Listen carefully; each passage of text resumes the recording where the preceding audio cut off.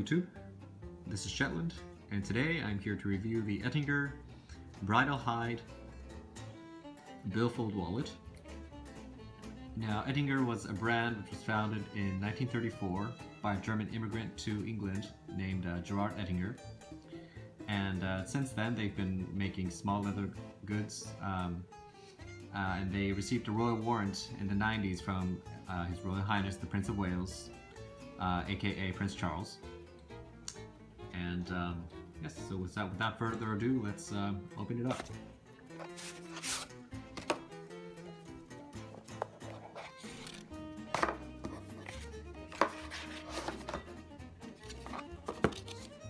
Okay, you have a little card here that says Bridle Hide, and it gives the some care instructions for the wallet.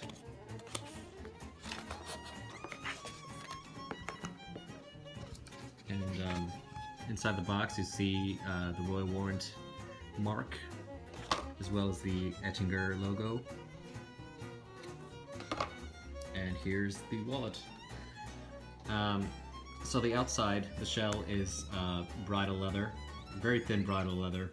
I think most people, when they hear bridle leather, they think of, the thicker, extremely durable type of leather that's used on equestrian equipment. And that's typically how bridle leather is. But Ettinger has somehow managed to produce these thin layers of bridle leather to use on their wallets. And that makes them very compatible with suits. The inside is not bridle leather. It's a vegetable tan, full grain leather that is semi-aniline dyed. So on the left side you see the Royal Warrant symbol. Again, it says by appointment to His Royal Highness the Prince of Wales, manufacturer of leather goods. G. Ettinger Limited, London. On the other side, you see established 1934, Ettinger, London. The stitching throughout is very consistent.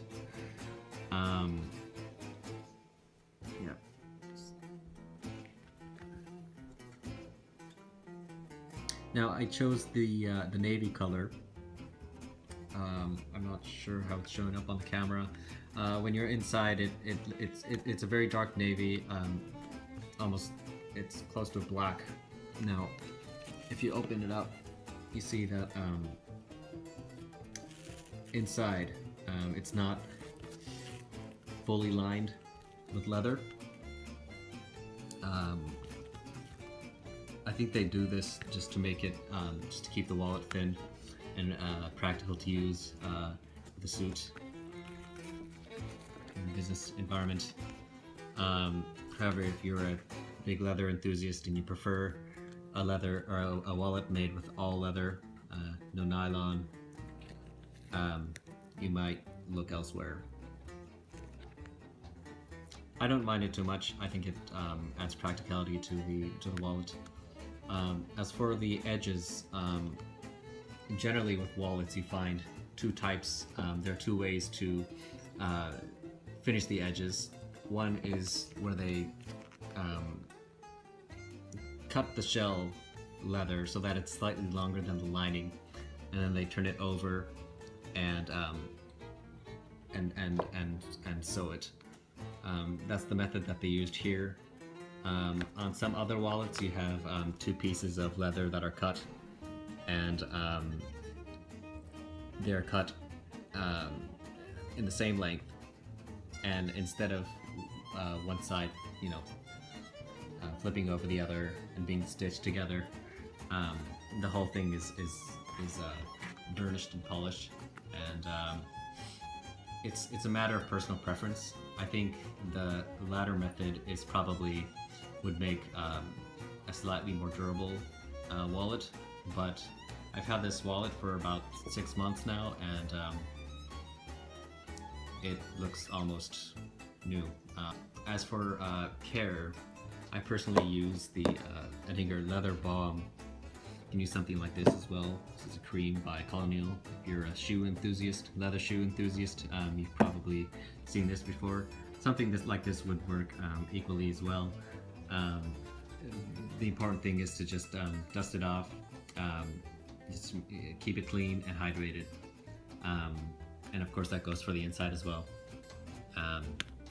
Now, the interesting thing about Ettinger is typically with bridle leather wallets or bags, you see what's called bloom, which is so bridle leather when it's made is it's made of vegetable tan leather, but they shave off the outermost layer of the grain side, and they do that because otherwise it's very difficult to let the waxes and greases soak into the leather, which, you know, that's what defines bridle leather.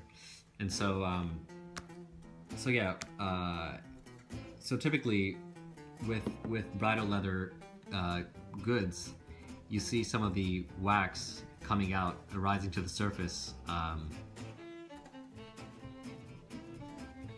But with Ettinger's bridle leather products, you don't see that. And I did some research as to why their products don't bloom, like, you know, for example, with Glen Royal or White House Cox, which you know, are competitors which produce similar items in the UK. So I'm not sure how reliable this information is, but I heard that there's a they apply a fluoride coating onto the leather so as to prevent the bloom from rising to the surface, which is nice. But at the same time, the waxes that rise to the surface, once you rub them off and back into the leather, it really helps the leather gain character and age well over time.